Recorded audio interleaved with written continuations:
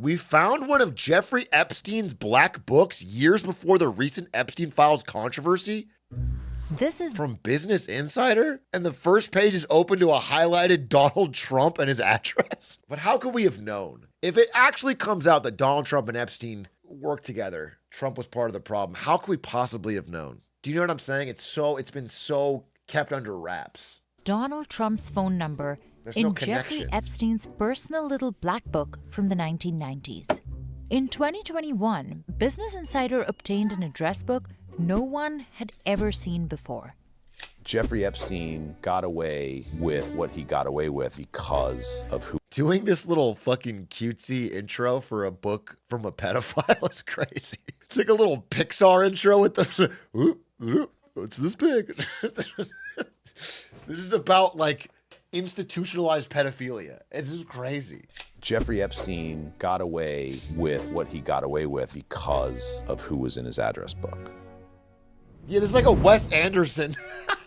What's interesting for us about this this is like a is Wes new Anderson cast intro of for characters who we didn't previously know had interactions with or did business with them. While the Trump administration says it won't disclose more files on Epstein, the older address book reminds us of Epstein's vast connections to prominent figures, including Melania Trump's best friend, Christopher Cuomo's wife, and an advisor in the first Trump administration.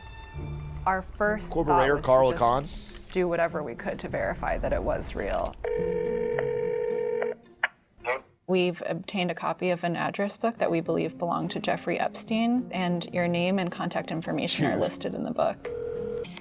I'm a reporter for Insider. I'm just calling everybody who's in this address book who has not previously been publicly associated with Jeffrey Epstein. We need to make sure it was a real artifact that really represented something about Jeffrey Epstein and his a wild opener. connections to people. The story is not one that sounds exactly believable. Someone dropped Jeffrey Epstein's It would suck if you were like Jeffrey Epstein's dentist or something, and you get a call like that. address book in the 90s and now belongs to some guy you who were was his on a farm gardener in or whatever. Vermont.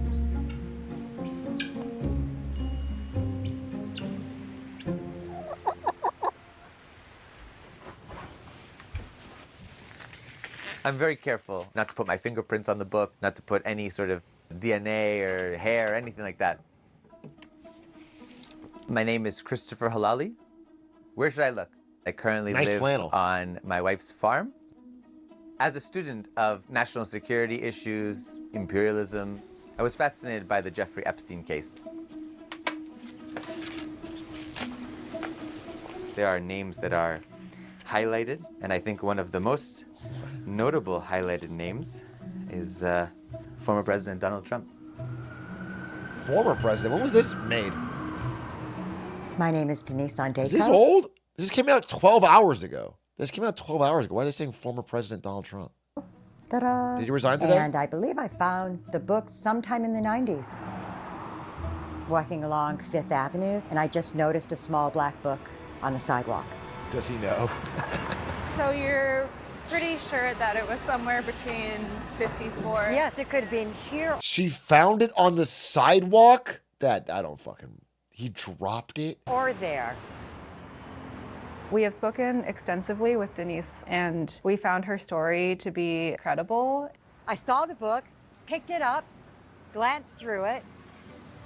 Damn. It was filled with names like Kennedy, Rockefeller, Trump, etc. And it was like, whoa, this is bizarre. So I kept it for the New York City artifact that it was. Did you know who Jeffrey Epstein was at the time? No.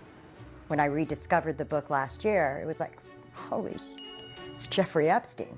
A Manhattan billionaire arrested yesterday on federal sex trafficking charges. Accusations from indecent exposure to inappropriate touching to rape. I went to tips at New York Times.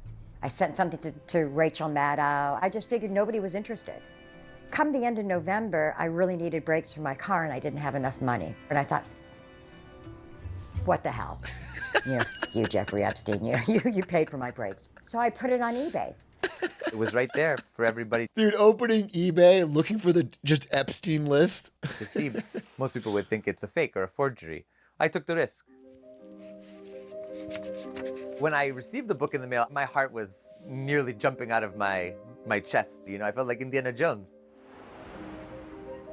It's a dark book. It's a book that I think has a lot of suffering behind it, a lot of pain, a lot of evil, some would say. I felt that it was important for people to see who Epstein knew and what sort of network of power was behind him. Right now I'm packaging the book for forensic analysis. Okay. And handing it off to a team of journalists. If it comes back and it's not authentic, it's a pretty awesome forgery, I have to say.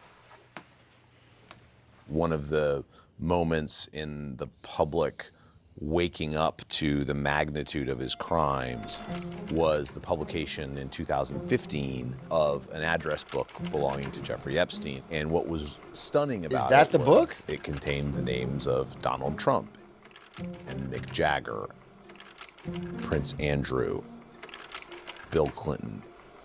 And it sort of woke people up to the fact that this was a guy who had access to the halls of power. Obama?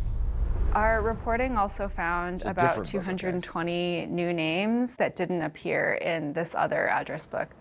If someone were to concoct a fake book to trick journalists, they would start by taking those names from the... I was following Barack Obama's campaign down the street, and then he just passed by with a devious look in his eye, and then I find this list right on the floor. And in his handwriting, I see the words Donald J. Trump. I don't know. I don't know what to do. Their public little black book and putting them in this one. So we start by sort of correlating the names, and then we just started calling people in the book whose names have not been previously associated with Jeffrey Epstein.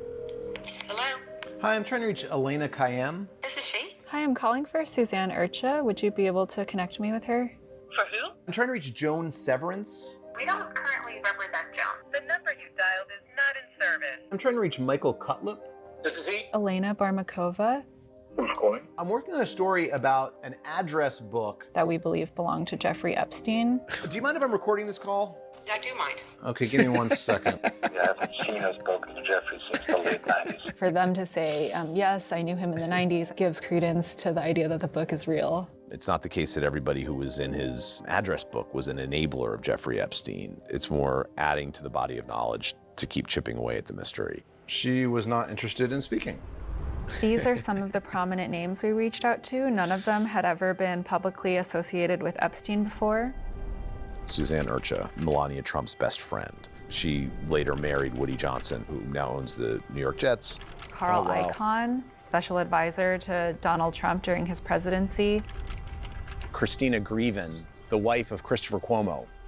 Jill Harth accused Donald Trump of sexual assault. Stephen Ratner led Barack Obama's efforts to resuscitate Detroit.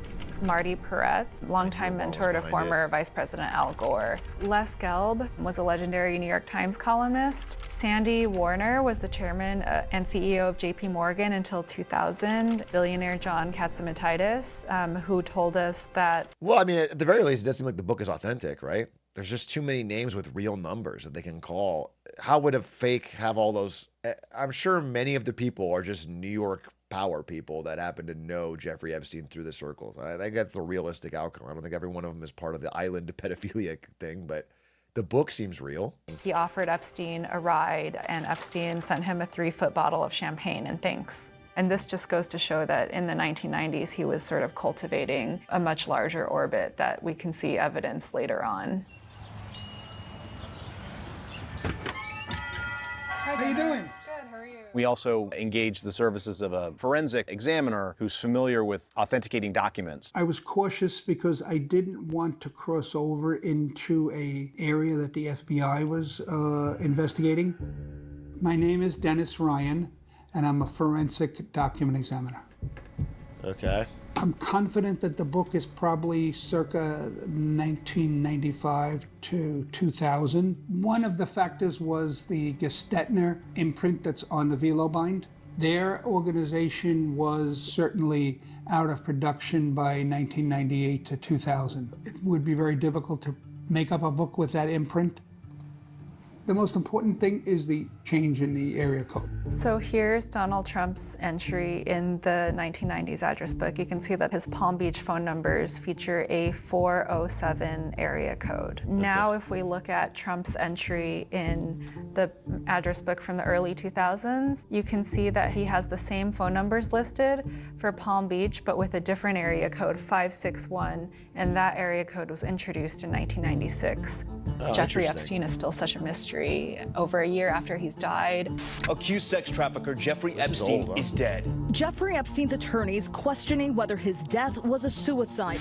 I think my biggest takeaway is that Epstein had an extremely large sphere of influence, and we're not even sure about the true extent of it. I think this book elaborates on that in a different era, a different time, and with some different people that we didn't know were a part of that circle that eventually became a part of the reason that Jeffrey Epstein could get away with raping and abusing women and girls. And I think it's important to keep in mind how power is able to avoid accountability. And the more we can remember what Epstein's actions represent, the more we can prevent people from escaping accountability now and in the future. Okay, just gonna say it. He sounds like a bad dude. Thanks for finally standing up against Jeffrey Epstein. That's actually so big of you. It is a hot take, but it's time to fucking say something.